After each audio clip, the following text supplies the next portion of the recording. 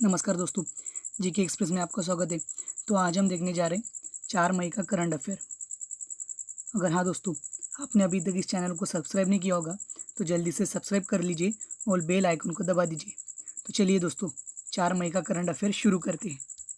तो आज का सबसे पहला क्वेश्चन देखते हैं दोस्तों। यस बैंक ने किसको अपना मुख्य जोखिम अधिकारी नियुक्त किया? तो इसका सही आंसर क्या है दोस्तों? नीरज धवन को। नीरज धवन को मुख्य जोखिम अधिकारी नियुक्त किया गया है यस बैंक का। और हाँ दोस्तों, इनको 3 साल के लिए जोखिम अधिकारी बना दिया गया है और इनको देखा जाए तो 29 साल का एक्सपीरियंस है। कितने साल का दोस्तों? 29 साल का एक्सपीरियंस है। और हाँ दोस्तों, इन्होंने आशीष अग्रवाल जी की जगह ली है, यह भी बात ध्यान में रखना दोस्तों। और हाँ दोस्तों, यस बैंक देखी जाए तो कब स्थापन हुई थी? यस बैंक जो है वो 2004 में स्थापन हुई थी। कब दोस्तों? 2004 में। और यस बैंक का मुख्यालय कहाँ आता है दोस्तों? मुंबई, महाराष्ट्र में। और हाँ दोस्तों, ये भी पूछा जा सकता है कि यस बैंक का यानी किसने फाउंड की थी? तो किसने फाउंड की थी यस बैंक? राणा कपूर जी ने। यह भी इम्पोर्टेंट फैक्ट है दोस्तों। ठीक है दोस्तों, अगला क्वेश्चन देखते हैं। क्वेश्चन नंबर 2, विश्व प्रेस स्वतंत्रता दिन कब मनाया गया? तो इसका सही आंसर क्या है दोस्तों? 3 मई को। हर साल 3 मई को विश्व प्रेस स्वतंत्रता दिन जो है वो मनाया जाता है। और हाँ दोस्तों, सबसे पहले यह दिन कब मनाया गया था? यह जो मनाया गया था 1993 में। और ये मनाने की सिफारिश किसने की थी दोस्तों? यूनेस्को ने। और यूनेस्को कब स्थापन हुई थी? 1972 में। और यूनेस्को का मुख्यालय कहाँ है? पेरिस, फ्रांस में। ये भी फैक्ट्स इंपॉर्टेंट है दोस्तों। और हाँ दोस्तों, इस साल इस दिन की थीम क्या थी? वो थीम देखा जाए तो जर्नलिज्म विदाउट फियर और फेवर थी। क्या थीम थी दोस्तों? थीम इस साल देखा जाए तो इसकी थीम थी जर्नलिज्म विदाउट फीवर और फेवर। तो चलिए दोस्तों, अगला क्वेश्चन देखते हैं। क्वेश्चन नंबर 3, CAIT ने रिटेल व्यापारियों के लिए कौन सा राष्ट्रीय e commerce market place launch किया है? तो इसका सही आंसर क्या है दोस्तों? भारत मार्केट। भारत मार्केट जो है वो CAIT ने लॉन्च किया है। CAIT यानी क्या होता है? CAIT यानी जो है confederation of all India traders होता है दोस्तों। और हाँ दोस्तों, ये क्या कैसा वर्क करता है ई कॉमर्स प्लेटफॉर्म? ये जो है वो जो टेक्नोलॉजीज कंपनी के साथ कोएलिशन करता है और उसके तरह ई कॉमर्स प्लेटफॉर्म जो है भारत मार्केट ये वर्क करता है दोस्तों। और हाँ दोस्तों, ये जो है वो मिनिस्ट्री ऑफ इंडस्ट्री और कॉमर्स डिपार्टमेंट इसको सपोर्ट करता है। यह भी बात ध्यान में रखना दोस्तों। क्वेश्चन नंबर 4 देखते हैं दोस्तों। परियोजना निगरानी इकाई किस मंत्रालय द्वारा शुरू की गई? तो इसका सही आंसर क्या है दोस्तों? कोयला मंत्रालय द्वारा। किसने शुरू की दोस्तों? कोयला मंत्रालय ने। हाँ दोस्तों, इसका उद्देश्य क्या है यानी एम क्या है? तो इसका एम देखा जाए तो ज़्यादा से ज़्यादा बोली लगाने वाले जो लोग होते हैं उनको इस क्षेत्र में अट्रैक्ट करना, आकर्षित करना, यह इसका उद्देश्य है दोस्तों। और हाँ दोस्तों, तो भारत के कोयला मंत्री कौन है दोस्तों? भारत के कोयला मंत्री जो है वो है प्रहलाद जोशी जी। यह भी बात ध्यान में रखना दोस्तों।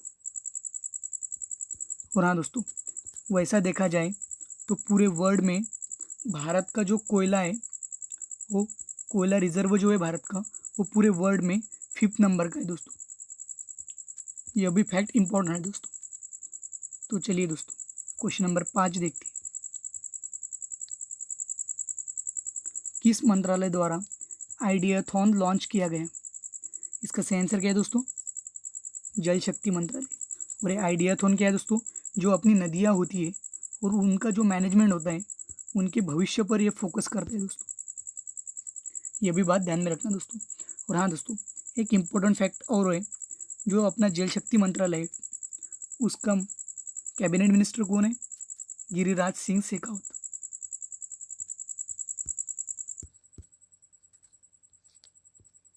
ये भी बात ध्यान में रखना दोस्तों।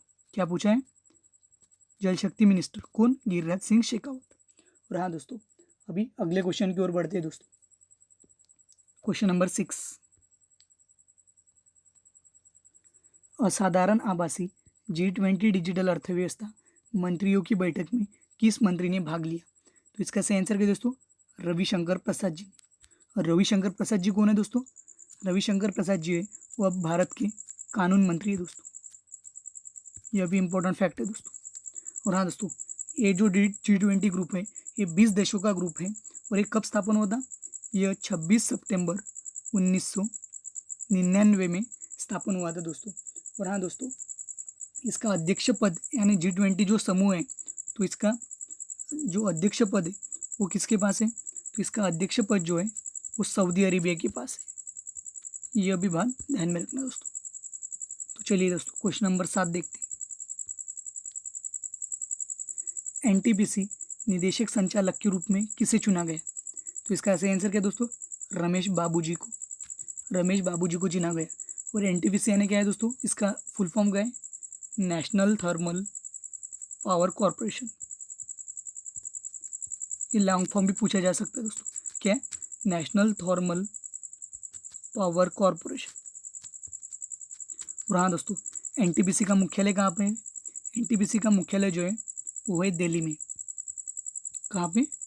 दिल्ली में। और हाँ दोस्तों, जो है NTPC जो है तो उसका चेयरमैन कौन है दोस्तों? गुरुदीप सिंह। कौन दोस्तों? गुरुदीप सिंह NTPC का चेयरमैन है। और हाँ दोस्तों, रमेश बाबू जी जिनको NTPC का संचालक चुना गया तो वो इसके पहले NTPC के एग्जीक्यूटिव डायरेक्टर रह चुके हैं।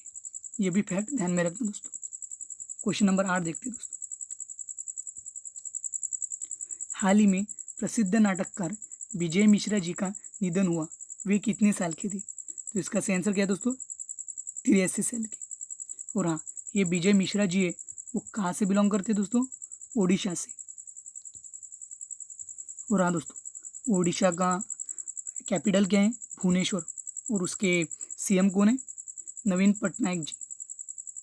और ओडिशा के जो राज्यपाल है तो ओडिशा के राज्यपाल है कौन दोस्तों? तो ओडिशा के राज्यपाल जो है वो है गणेश लाल जी। ये भी फैक्ट इंपॉर्टेंट है दोस्तों। कौन? गणेश लाल जी। चलिए दोस्तों, अगला क्वेश्चन देखते हैं। कोरोना की वजह से CGF ने 2021 में होने वाले राष्ट्रमंडल युवा खेलों को कब तक स्थगित कर दिया? तो इसका सही आंसर क्या है दोस्तों? 2023 तक। यानी 2021 में होने वाले जो राष्ट्रमंडल युवा खेल होते अब वो 2023 में होंगे। और हाँ दोस्तों, CGF यानी क्या होता है? कॉमन। क्या होता है दोस्तों? CGF यानी कॉमन गेम फेडरेशन। यह भी इंपॉर्टेंट फैक्ट है दोस्तों, लॉन्ग फॉर्म पूछा जा सकता है दोस्तों। और हाँ दोस्तों, इसका मुख्यालय कहाँ आता है दोस्तों? CGF का वो आता है लंदन UK में। कहाँ पे? लंदन UK में। हाँ दोस्तों, और एक फैक्ट इंपॉर्टेंट है दोस्तों, अभी देखा जाए तो ये जो 2023 में होने वाली अभी जो है तो कहाँ पे होगी? वो होगी पोर्ट ऑफ स्पेन, त्रिनिदाद और टोबैगो में। ये 3 बात ध्यान में रखना दोस्तों। कहाँ पे? त्रिनिदाद, स्पेन और टोबैगो में। तो हाँ दोस्तों, अभी क्वेश्चन नंबर 10 देखते हैं। राष्ट्रीय वन्यजीव बोर्ड ने किस हाथी रिजर्व में कोयला खनन की अनुमति दी? तो इसका सही आंसर क्या है दोस्तों? देहिंग पटकाई, असम में। और देहिंग पटकाई जो है उसमें 19 हेक्टेयर में कोयला खनन को अनुमति दी। यह भी फैक्ट ध्यान में रखना दोस्तों। और ये जो राष्ट्रीय वन्यजीव बोर्ड है वो कब स्थापित हुआ था दोस्तों? 2003 में। और हाँ दोस्तों, असम के मुख्यमंत्री कौन है? सोनोवाल जी। और हाँ, इसका राज्यपाल कौन है? जगदीश मुखी जी। यह भी इंपॉर्टेंट फैक्ट है। क्वेश्चन नंबर 11 देखते हैं दोस्तों। राज्य के लोगों को मुफ्त और कैशलेस बीमा प्रदान करने वाला देश का पहला राज्य कौन सा बना? तो इसका सही आंसर क्या है दोस्तों? महाराष्ट्र। और महाराष्ट्र ने ये जो मुफ्त और कैशलेस बीमा दिया है वो महात्मा फुले जन आरोग्य योजना के तहत दिया है। जो MPSC के लिए प्रिपेयर करते हैं उनके लिए ये बहुत ही इंपॉर्टेंट फैक्ट है दोस्तों। ठीक है दोस्तों। और हाँ, महाराष्ट्र का मुख्यमंत्री कौन है दोस्तों? उद्धव ठाकरे जी। और महाराष्ट्र का राज्यपाल कौन सा है दोस्तों? भगत सिंह कोश्यारी जी। और उसकी उनकी यानी महाराष्ट्र की जो कैपिटल है वो कौन सी है दोस्तों? मुंबई। चलिए दोस्तों आज का आखिरी क्वेश्चन देखते हैं दोस्तों। विश्व स्तर पर सबसे अधिक देखा जाने वाला मनोरंजन कार्यक्रम कौन बना? तो इसका सही आंसर क्या है दोस्तों? रामायण।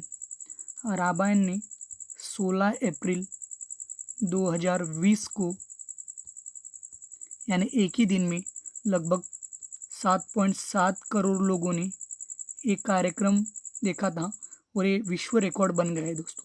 और हाँ दोस्तों, ये रामायण जो है वो किसकी सीरियल है दोस्तों, यानी किसने डायरेक्ट की थी? तो वो जो है दोस्तों, तो रामानंद सागर ने डायरेक्ट की थी। ये भी पूछ सकते हैं दोस्तों कि ये रामायण जो है वो किसने डायरेक्ट की थी? किसने? रामानंद सागर ने। ठीक है दोस्तों। और हाँ दोस्तों, इम्पोर्टेंट फैक्ट, तो चलिए दोस्तों क्वेश्चन ऑफ प्रीवियस डे देखते हैं। लगभग अच्छा क्वेश्चन था ये। किस राज्य ने शासकीय अस्पताल में कर्मी बूट रोबोट तैनात किया है? तो इसका सही आंसर क्या दोस्तों? केरल ने। केरल ने कर्मी बूट रोबोट तैनात किया था। क्वेश्चन ऑफ द डे देखते हैं दोस्तों, इसका आंसर आपको कमेंट बॉक्स में देना है। स्वतंत्र सेनानी कन्हूभाई मिश्रावाला, इनका हाल ही में निधन हुआ, वे किस राज्य के थे? तो इसका आंसर जो है दोस्तों आपको कमेंट बॉक्स में देना है। तो चलिए दोस्तों, अगर आपको ये वीडियो अच्छा लगा होगा तो इसको लाइक करो, शेयर करो और सब्सक्राइब कर दीजिए। और हाँ दोस्तों, अगर आपको इसकी PDF चाहिए होंगी तो डिस्क्रिप्शन में मैंने लिंक दिए हैं, वहाँ पर जाकर आप डाउनलोड कर सकते हैं। थैंक यू दोस्तों।